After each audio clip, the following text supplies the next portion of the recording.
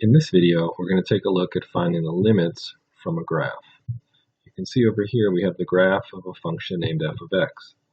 Don't worry about what the rule of f of x is. This is just a graph of it, and it's clearly defined piecewise. You can see open and closed circles here where we have breaks in continuity. The limit notation that we've seen before with two-sided limits is a little bit different here. If you notice this plus up here, to the right of the value that x is approaching, that indicates we're dealing with one-sided limits. When you see a plus as a superscript here, that means that we're approaching the value 1 from the right-hand side. Over here in this limit, right here, we're going to be approaching -3 from the right-hand side.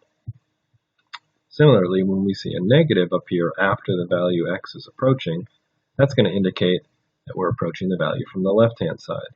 So this second limit down here is the limit as x approaches 1 from the left, and this one over here is the limit as x approaches -3 from the left. Now finally, for each of these groups, we're going to find the two-sided limit, which will be based actually upon the answers of the one-sided limits. So let's get to this first question right here. We're talking about the limit as x approaches 1 from the right.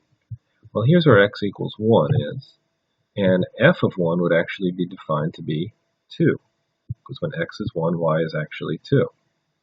However, if you were just to the right of 1, maybe at 1.5, and you hopped up onto the curve, you'd be on this line up here. Now, as x gets closer and closer to 1, you're going to be sliding along this curve. As long as you're greater than 1 and approaching from the right, you're going to be approaching x equals 1 on this piece of the curve right here. So as x approaches 1, it looks like the function is heading towards this y value where the open circle is, and that would be 4. So that's going to be the answer here.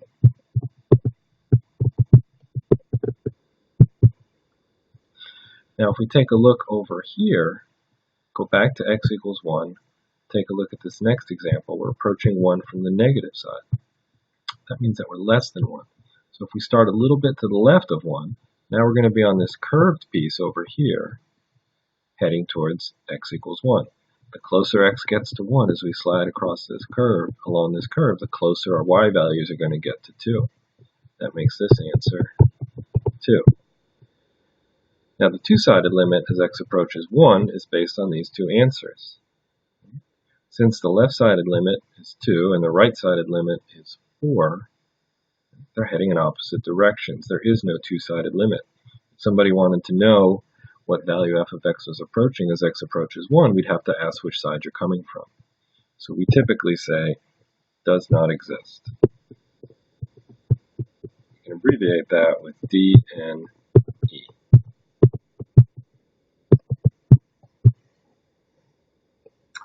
Alright, so now let's take a look over at what's happening around x equals -3. If we look at the part of the curve over here where x equals -3, you can see we have a similar situation. We have an open and closed circle. Remember that f of -3 would be the y value where x equals -3. That would be +3. But let's get to this question at hand over here. The top question in this group says, what value is f of x approaching as x approaches -3? This plus up here means from the right-hand side. That means you're bigger than -3.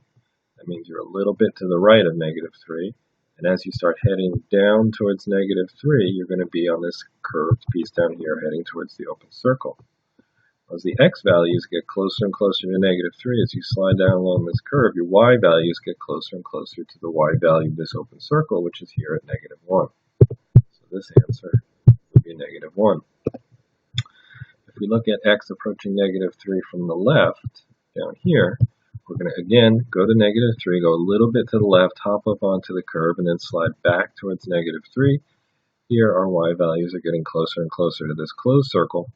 This closed circle has a y coordinate of 3.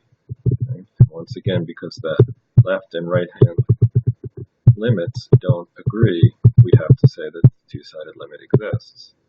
Now there's lots of different scenarios you can have. If these two values did agree, then the two-sided limit would be the same as the one-sided limits that agree. We can also ask you for limits at other values, right? But these are really the only problem points. If I asked you, for example, for the limit as x approaches 5 from either side, you would go up onto the curve. It looks like it's somewhere here around 1.5. Right? Usually we're going to ask you about the points we've exaggerated here to show the breaks in the curve so you can understand limits from piecewise-defined functions. Okay. Make sure you practice some of these before you move on. They can be a little bit tricky.